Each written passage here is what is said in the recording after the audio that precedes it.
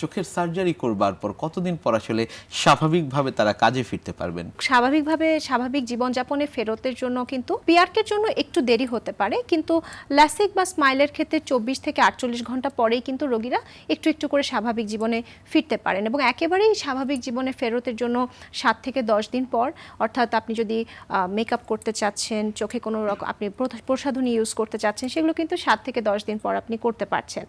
এছাড়া তবে যদি আপনি সাঁতার কাটতে চাচ্ছেন বা আপনি একটু জিম করতে চাচ্ছেন, সেটি 2 উইকস টু 1 মান্থের ডিউরেশন একটু গ্যাপ রেখে করাটাই শ্রেয়। যাদের আসলে চশমার পাওয়ার অনেক বেশি, আমরা অনেকেই বলতে শুনি যে -8 রয়েছে, -10 রয়েছে, যাদের আসলে কর্নিয়ার পাতলা পর্দার যে সমস্যা সেটি রয়েছে, তাদের ক্ষেত্রে আসলে আইসিএল বা আইপিসিএল সেগুলো আসলে কতটুকু কার্যকর কিংবা নিরাপদ? কিছু পেশেন্ট থাকে ডক্টর স্বাক্ষর, যে যাদের কিন্তু পাওয়ারটি অনেক বেশি হয়ে যাচ্ছে। যেমন আমি একটু বলে নিতে চাই যে আমরা যদি ল্যাসিক করি সেক্ষেত্রে মাইনাস পাওয়ার কিন্তু আমরা -14 পর্যন্ত কারেকশন করতে পারি এবং প্লাস পাওয়ার 6 পর্যন্ত, এবং অ্যাস্টিগম্যাটিজমও কিন্তু আমরা 6 ডায়োপ্টার পর্যন্ত কারেকশন করি। কিন্তু যে সমস্ত রোগীদের পাওয়ার কারেকশন 14 এর ওপরে চলে যাচ্ছে তাদের কিন্তু আমরা ল্যাসিক বা স্মাইল কিন্তু করতে পারছি না।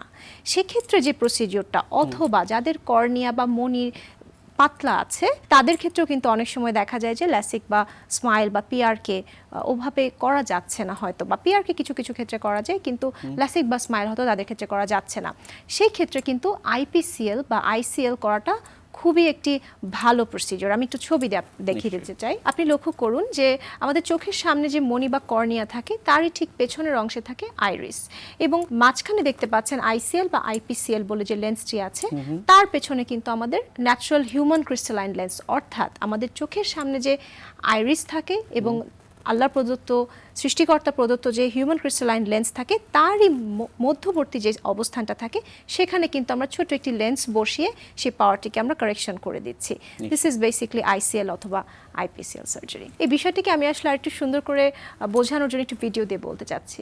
জি, লক্ষ্য করুন, আমরা প্রথমে একটু অ্যানাস্থেটিক ড্রপ দিলাম, পরবর্তীতে চোখটাকে আমরা ডাইলেট করলাম, মনিটিকে বড় করলাম, করে ছোট্ট একটি ফুটা করে চোখের ভেতরে আমি ঠিক যেই জায়গাটি বলছিলাম আইরিস এবং হিউম্যান ক্রিস্টালাইন লেন্স, এই দুটি জায়গার মাঝখানে কিন্তু আমরা একটি লেন্স বসিয়ে দিচ্ছি।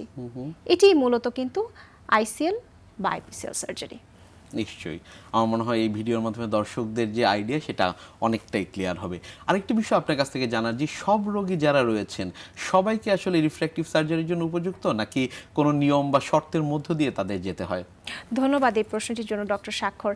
আসলে যে কোনো ধরনের রিফ্র্যাক্টিভ সার্জারিতে যাওয়ার আগে আমাদের অবশ্যই অনেকগুলো পরীক্ষা নিরীক্ষা করেই কিন্তু আমরা আসলে উপনীত হই যে এই রোগীটি কিন্তু যে কোনো ধরনের রিফ্র্যাক্টিভ সার্জারির জন্য উনি উপযুক্ত কিনা।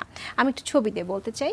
দেখতে পাচ্ছেন খুব প্রথমেই প্রাথমিকভাবে আমরা স্লিট ল্যাম্প দিয়ে পেশেন্টকে দেখছি তার কোনো ড্রাইনেস বা মেবোমিয়ান গ্ল্যান্ড ডিসফাংশন আছে কিনা, তার চোখে কর্নিয়া বা মনি পাতলা হয়ে যাওয়ার কেরাটোকোনাস রোগ আছে কিনা। পরের ছবিতে যাব। প্রথমেই কিন্তু আমরা রোগীর স্নেলেন ভিশন চার্ট দিয়ে রোগীর দৃষ্টিশক্তিটা আমরা পরিমাপ করে নিই। পরের ছবিতে যাব, এবং তারপর তার চোখের পাওয়ারটা আসলে কতটুকু সেটা আমরা অটো রিফ্র্যাক্টোকেরাটোমিটারের মাধ্যমে জানতে পারি।